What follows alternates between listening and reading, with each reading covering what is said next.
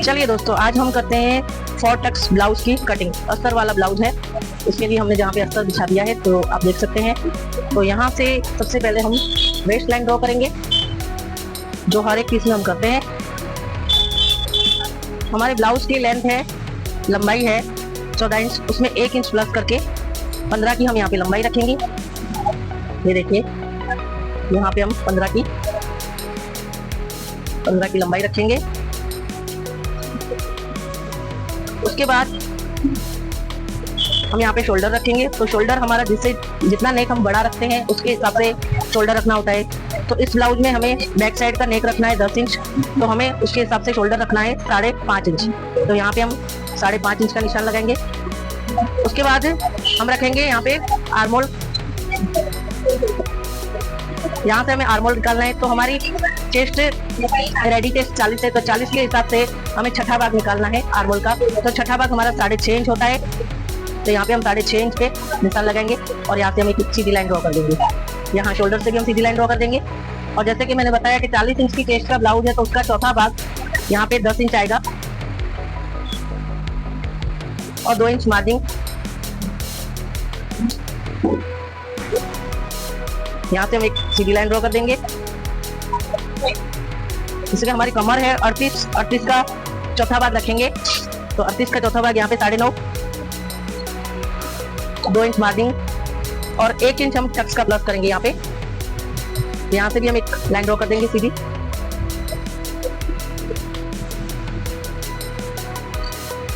अब यहाँ से हमें आर्मोल ड्रॉ करना है। तो देखिए, बैक साइड का जो हम आर्मोल रखते हैं 1.25 इंच पे हमें यहाँ से क्रॉस लाइन ड्रॉ करनी है। इस तरह से फ्रेंच करवा दीजिए। यहाँ से 1.25 इंच का क्रॉस निशान लगाने के बाद यहाँ से हम आर्मोल ड्रॉ करते हैं। फ्रंट का आर्मोल मैं आपको फ्रंट की कटिंग में दिखाऊंगी। अभी हम बैक साइड का आर्मोल कर रहे हैं। तो देखिए, यहाँ से 1.25 इंच का रखने के बाद इस तरह से आप फ्रेंच कर्व रखते हुए सेट करेंगे। यहाँ वाली लाइन और यहाँ वाली लाइन टच होनी चाहिए, उसके हिसाब से हम यहाँ से गोलाई दे देंगे। तो ये हमारी बैक साइड की ड्रॉप कंप्लीट हो चुकी है। अब बैक साइड के टक्स वो सब मैं आपको सिलते वक्त समझाऊंगी। अब यहाँ पे हम कटिंग कर देते हैं इसकी।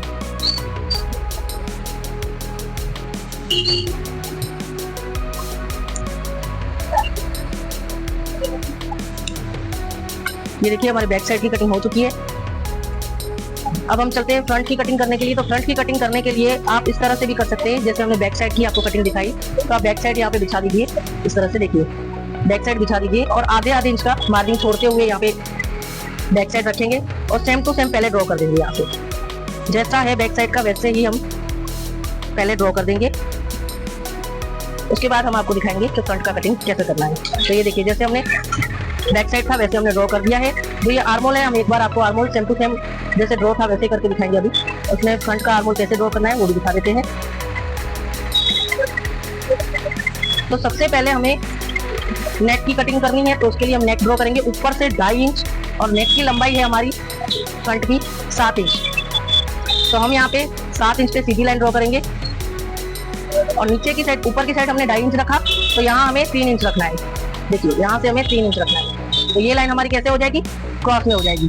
ठीक है, पहले हमने सीधी लाइन ड्रॉ की थी और देखिए इस तरह से हमें लाइन ड्रॉ करनी है। उसके बाद हमें यहाँ पे फ्रंट का गला ड्रॉ करना है। तो आप चाहो तो इस तरह से गोलाई दे के भी कर सकते हो, या फिर आप सीधी डायरेक्ट भी गोलाई ले सकते हो।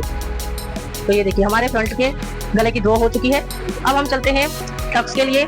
तो यहाँ से हमें फ्रंट के टक्स उठाने हैं और यहाँ से सबसे पहले हम आर्मोल आपको फ्रंट का समझा देते हैं। तो देखिए, फ्रंट का आर्मोल मैंने पहले भी बताया है, आज फिर से बता रही हूँ। देखिए, ये 6.5 इंच हमारा जहाँ पे आ रहा है, वहाँ से हमें आधा इंच ऊपर की साइड, ये देखिए यहाँ पे हमें 6.5 इंच के ऊपर जो 6 इंच है वहाँ से हमें एक लाइन ड्रॉ करनी है आधा इंच ऊपर। और यहाँ से आधा इंच, सिर्फ यहाँ से आधा इंच, ये देखिए इस तरह से अंदर की साइड लाइन ड्रॉ करनी है। ठीक है, और इसको हम क्या करेंगे, यहाँ से ऊपर की साइड से ऐसे क्रॉस लाइन ड्रॉ कर देंगे। देखिए, और यहाँ से इसको मिला देंगे। अब हमें फ्रंट का आर्मोल किस तरह से कट करना है। तो हमने पहले कितना रखा था, यहाँ पे 1.25 इंच। अब हम यहाँ पे रखेंगे 1 इंच। कितना रखेंगे? 1 इंच। ठीक है, अब यहाँ से हमें फिर से हमें इस तरह से गोलाई देनी है। तो गोलाई आप इस तरह से हाथ से भी दे सकते हैं। तो ये देखिए, हमारा फ्रंट का आर्मोल ड्रॉ हो चुका है।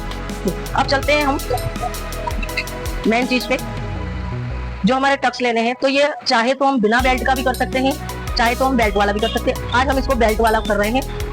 तो यहाँ से जैसे कि हम यहाँ से पेपर पे उठाते हैं 3.5 इंच, ठीक है। तो यहाँ पे लंबाई कितनी हो जाएगी फिर ब्लाउज की, ऊपर से नापेंगे, यहाँ से देखो 12 इंच हो रही है, ठीक है। और हमें आधा इंच सिलाई के लिए भी दबाना है, तो हम ऑलरेडी यहाँ पे 1 इंच बढ़ा देंगे, ठीक है। 12 की जगह पे हम 13 इंच में यहाँ पे एक निशान लगा देंगे, ठीक है। और यहाँ से हम इस साइड से हम 3 इंच उठाते हैं, तो 3 इंच पे एक निशान लगाएंगे, तो यहाँ का हम माप लेंगे कितना हो रहा है यहाँ पे 6.5 इंच, तो यहाँ पे भी हम 1 इंच बढ़ा देंगे, ठीक है। और ये यहाँ से हम पहले सीधा एक बेल्ट ड्रॉ कर देंगे, और बेल्ट हमें नीचे से बढ़ाना भी है, नीचे से हमें बेल्ट बढ़ाना है। देखिए यहाँ से हमने बेल्ट का कंप्लीट ड्रॉ कर दिया। अब हमें बेल्ट कितना रखना है, तो देखिए यहाँ से हमें 4 इंच रख देना है, यहाँ से हमें 4 इंच बेल्ट की लंबाई बढ़ानी है, और यहाँ से हमें 3.5 इंच, तो यहाँ से हम 3.5 इंच की लाइन ड्रॉ कर देंगे। तो ये लाइन हमारी नहीं कटेगी, सीधी हमारी यहाँ वाली लाइन कटेगी, इस तरह से हमारा सीधा बेल्ट निकल जाएगा। ये देखिए ये हमारा यहाँ से बेल्ट ड्रॉ हो चुका है।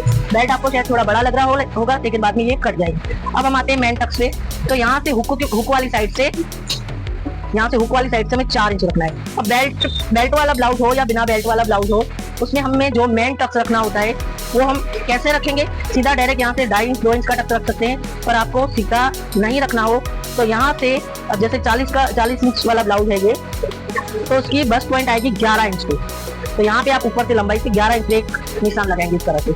अब आपको सीधा आसान हो जाएगा। ये देखिए यहाँ से हमारा टक्स कितना हुआ, 3 इंच का हुआ, तो आधा इंच हमारा सिलाई में दब जाएगा, तो ये 2.5 इंच वाला टक्स बन गया। अब इसका जो दबाव है, तो दोनों साइड आप चाहो तो 1-1 इंच का या 1.25 इंच का आप रख सकते हो। मैं 1.25 इंच का यहाँ से रख रही हूँ। ये देखिए यहाँ से 1.25 इंच और यहाँ से 1.25 इंच, दोनों टक्स को हमें किस तरह से मिलाना है, इस तरह से स्केल रख के क्रॉस में मिला देंगे। ये देखिए अब दूसरा टक्स जो हमारे हुक वाली साइड पे आएगा, तो यहाँ से 2 इंच ऊपर लेके आपको टक्स रखना है, या तो फिर आप यहाँ से सीधी लाइन भी कर सकते हैं। देखो यहाँ पे ये 3 इंच है, तो आप सीधा यहाँ से जाइए और यहाँ पे चलिए, तो देखिए 2.5 इंच पे हो गया यहाँ पे। तो इस तरह से आप 2.5 इंच पे सामने निशान कर सकते हैं। और ये टक्स की लंबाई कितनी होगी, तो 2.5 इंच की होगी। और दबाना कितना है इस टक्स को, हल्का सा, आधे से भी आधा, ठीक है। अब दूसरा टक्स हमारा आएगा फिटिंग वाली साइड पे, तो यहाँ पे भी आप इस तरह से ही कर सकते हैं। यहाँ से आप सीधा एक स्केल रखिए या इंच टेप रखिए, एक निशान लगा दीजिए। अब इसको यहाँ से हमें सीधा ले जाना है, तो ये टक्स आप 5, 6, 7 इंच का कर सकते हैं। यहाँ तो फिर ये मेन टक्स है, यहाँ से 1.5 इंच 2 इंच दूर आप ले सकते हैं, तो हम यहाँ से 6.5 इंच की लंबाई का टक्स ले रहे हैं। और इसको भी दबाना है सिर्फ हल्का सा, इतना हल्का सा दबाना है, ये देखिए बिल्कुल आधे से भी आधा। अब आते हैं मेन आर्मोल वाली टक्स। तो आर्मोल वाली टक्स हमेशा दिक्कत करती है कि कितना रखें, कहाँ से रखें। तो जो मैंने फ्रंट का आर्मोल आपको दिखाया है, वहां से आप 1 इंच पे निशान उठाइए, इस तरह से 1 इंच पे निशान उठाइए और इस तरह से क्रॉस कर दीजिए। तो ये टक्स भी आपका 2.5 से 2.25 इंच तक का आएगा। ये देखिए इसको भी हमें हल्का सा दबाना है। दबाना कौन सी साइड है, फिटिंग वाली साइड से। ऐसा नहीं कि आप गले वाली साइड से दबा रहे हो, गले वाली साइड नहीं दबाना है, आपको फिटिंग वाली साइड जो आती है उस साइड पे चौक लेके जाना है और इस तरह से आपको दबाना है। ये देखिए इस तरह से, इस वाली साइड से। ये गले वाली साइड से नहीं दबाना है, इस वाली साइड से आपको ये दबाव रखना है, ठीक है। तो यहाँ तक उम्मीद करती हूँ आपको समझ में आ गया होगा। चलिए अब हम इसकी भी कटिंग कर देते हैं। तो यहाँ से सबसे पहले हम ऊपर की कटिंग लेंगे और यहाँ से ये इस तरह से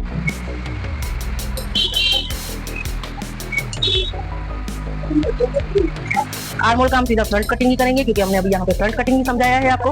बैक का तो हमने पहले से ही कर दिया है। अब यहाँ पे हम गले की कटिंग करेंगे।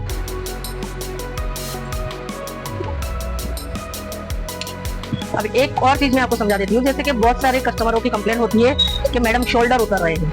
तो देखिए अगर शोल्डर उतरने वाली प्रॉब्लम आपके भी हो रही है, तो आपको क्या करना है, जो ये हमने यहाँ पे शोल्डर रखा है, जो ये शोल्डर का माप है, तो गले की साइड आप हल्का सा आधा इंच जितना डाउन कर सकते हो। इस तरह से हल्का सा आप डाउन करके कटिंग कर सकते हो। देखो मैं ड्रॉ करके दिखा देती हूँ। यहाँ से आप हल्का सा ऐसे डाउन करके कट कर सकते हो, तो ये आपकी प्रॉब्लम कंप्लीट खत्म हो जाएगी, आपके शोल्डर नहीं उतरेंगे। ये देखिए इस तरह से गले की साइड आपको डाउन लेना है आधा इंच, ठीक है। तो यहाँ से आपका ये प्रॉब्लम सॉल्व हो जाएगा। और अगर आपको यहाँ से ऐसे जोड़ आ रहे हैं तो हल्का हल्का सा आप छांट सकते हैं। ये देखिए यहाँ से हल्का हल्का सा आप अंदर की साइड छांट दें। तो ये हमारी फ्रंट की कटिंग भी कंप्लीट हो गई। अब हमने जो बेल्ट लिया था, तो बेल्ट का देखो मैंने ड्रॉ आपको दिखा दिया है। अब बेल्ट कंप्लीट आपको चाहिए 40 इंच की लंबाई के 40 इंच के साइज के हिसाब से। तो 40 का आधा करते हैं तो 20 आता है। तो हमें रेडी कितना चाहिए, यहाँ पे हम रेडी करेंगे। तो यहाँ से हमने आधा इंच जैसे छोड़ा था पहले, तो यहाँ से हम आधा इंच छोड़ते हुए सबसे पहले हम यहाँ पे 10 इंच का निशान लगाएंगे। तो देखो फ्रंट में हमारा 1-1 इंच का दबान आएगा टक्स का, ठीक है, तो वो उसमें ऐड हो जाएगा। यहाँ पे हमारा वो 1 इंच खत्म हो जाएगा। अगर हम यहाँ पे डायरेक्टली 12 इंच पे 2 इंच लगा के फिटिंग वाला निशान दे देते हैं तो हमारा ये बढ़ जाएगा। तो हमें क्या करना है, यहाँ से सिर्फ 10 इंच का बेल्ट उठाते हुए 1 इंच एक्स्ट्रा दे देना है। तो हमारा बेल्ट कितना हो गया चौड़ाई में, 11 इंच का। तो जो हमारा टक्स में दबेगा ब्लाउज पीस में, तो यहाँ से वो प्रॉब्लम खत्म हो जाएगी। तो ये देखिए, यहाँ से हम बेल्ट की भी कटिंग कर देते हैं। जब हम टक्स लगा के बेल्ट लगाएंगे तो ये बेल्ट यहाँ से बढ़ना नहीं चाहिए, और इस तरह से बेल्ट की गोलाई होनी चाहिए अच्छे से। तो यहाँ पे आपको एक कट लगा देना है ताकि पता चले कि हमें ये कहाँ से स्टार्ट करना है। ये होता है फिटिंग वाली साइड और ये होता है हुकाई वाली साइड, ठीक है। यहाँ तक आपको समझ में आ गया। अब चलिए बचे हुए अस्तर से हम स्लीव की कटिंग कर देते हैं। तो स्लीव हमें छोटी ही रखनी है, तो यहाँ से आप इसको यहाँ से भी फोल्ड करके कट ले सकते हैं। स्लीव हमें बहुत छोटी लेनी है। स्लीव की लंबाई हमारी होगी, रेडी लंबाई हमें 4 इंच चाहिए। तो यहाँ पे हम 4 इंच का निशान लगा के 1 इंच हम एक्स्ट्रा लेंगे, तो टोटल हमने 5 इंच की लंबाई दे दी। अब हमें यहाँ से स्लीव की गहराई 10 इंच पे लेनी है। तो यहाँ से हम 10 इंच की सीधी लाइन ड्रॉ करेंगे। स्लीव की गोलाई है हमारी 7.5 इंच। 2 इंच हम मार्जिन का प्लस ले लेंगे और यहाँ से हम एक क्रॉस निशान ड्रॉ करेंगे। यहाँ से क्रॉस लाइन ड्रॉ करने के बाद आपको 2.5 इंच ऊपर से नीचे उतरना है। 2.5 इंच स्लीव शेप पर लाइए। देखिए, मैं स्लीव का शेप आपको ऐसे भी बता सकती हूँ डायरेक्टली, लेकिन आज मैं आपको स्लीव शेपर से आपको शेप करना बताऊंगी। तो देखिए, ये जो टूल है स्लीव शेपर है। आपको डायरेक्टली शेप नहीं अगर पाता है तो आप इस चीज को खरीद सकते हैं, और यहाँ से आपको डायरेक्टली सिर्फ सीधा आपको निशान लगा देना है रखते हुए। ये देखिए कितनी आसानी से हमारी स्लीव ड्रॉ हो गई। अब हम चलते हैं इसकी कटिंग पे।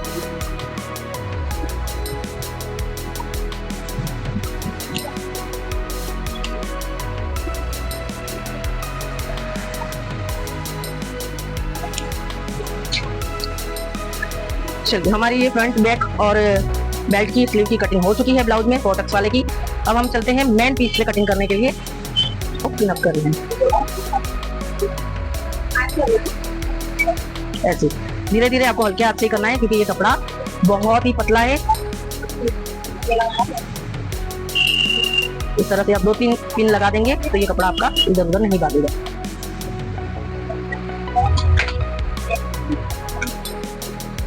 इस तरफ से आपको चारों तरफ यहाँ से आपको पिन अप कर देने हैं।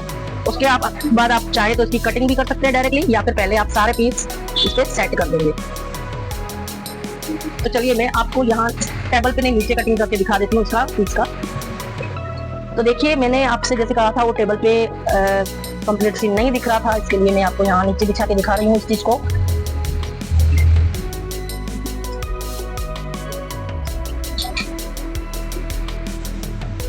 तो इस तरह से पहले हम साड़ी का पीस बिछा देंगे और उसके बाद हम यहाँ पे देखो बैक साइड इस तरह से बिछाएंगे।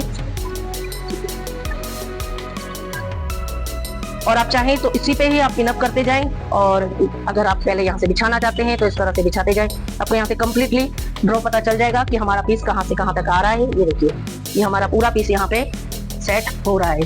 तो यहाँ से हम स्लीव उठाएंगे, तो देखिए यहाँ पे हमारी स्लीव भी आ गई, और ये जो हमारा बच रहा है कपड़ा उसको भी हम यूज करेंगे। तो आप चाहे तो इस तरह से एक एक बिछाते हुए पिन अप करते जाए, या तो फिर इस तरह से बिछा के आप सीधा कटिंग भी कर सकते हैं। तो आप ये पीस वाली कटिंग आप हो सके तो नीचे ही बैठ के कीजिएगा जमीन पे। तो यहाँ से हमें पिन अप कर देना पड़ेगा एक एक पीस, नहीं तो शायद हो सकता है कटिंग में इधर उधर कपड़ा भागे। एक एक पिन अप आप इस तरह से कर दें, ठीक है। उसके बाद आप जैसा है उसी तरह से धीरे धीरे आराम से आप कटिंग करेंगे। थोड़ा पीस अगर ज्यादा भी कट रहा है तो कोई प्रॉब्लम नहीं है, इस तरह से आप कटिंग कर सकते हैं। दोस्तों, वीडियो पसंद आया हो तो लाइक, शेयर, कमेंट और सब्सक्राइब करना मत भूलिएगा। ये हमारी बैक की कटिंग हो चुकी है। अब हम चलते हैं फ्रंट की कटिंग करने पे। तो इस तरह से आप धीरे धीरे आराम से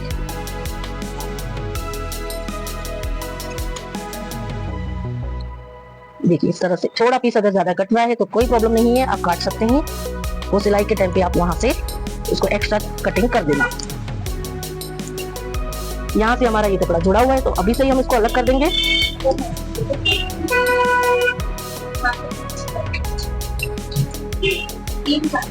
दोस्तों मेरी शॉप रोड की साइड है, तो शायद हो सकता है आपको दूसरी एक्स्ट्रा आवाज भी आ रही हो, तो प्लीज इग्नोर कीजिएगा। तो इस तरह से हमें देखिए फ्रंट की कटिंग भी हमारी कंप्लीट हो गई है। धीरे धीरे आप उठाते जाइएगा, साइड करते जाइएगा।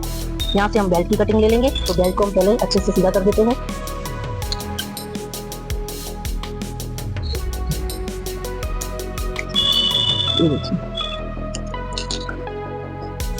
दोस्तों वीडियो को सब्सक्राइब करना मत भूलिएगा। तो देखिए अब हम यहाँ से स्लीव की कटिंग करनी है, तो स्लीव को हम यहाँ से इसे अच्छे से बिछा देंगे ताकि हमारे पास जो बचा हुआ कपड़ा है वो थोड़ा वो अच्छे से बच के आए। तो ब्लाउज पीस है दोस्तों, तो ब्लाउज में तो सारा कपड़ा यूज होता है,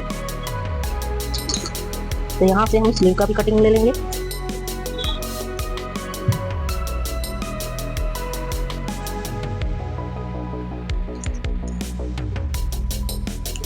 ये देखिए दोस्तों हमारा ब्लाउज पीस अस्तर वाला 4 टक्स वाला ब्लाउज कट के कंप्लीट हो चुका है। अब हम आपको इसका सिल के भी बताएंगे।